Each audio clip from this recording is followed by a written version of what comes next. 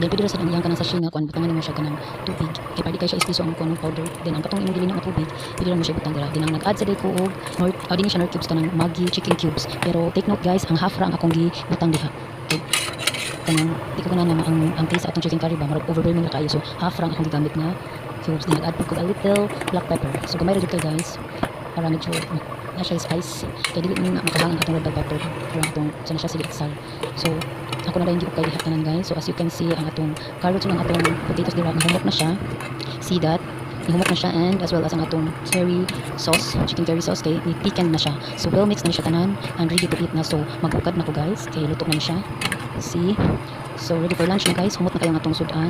So ato na siyang ukayon kay nagwa po bowl.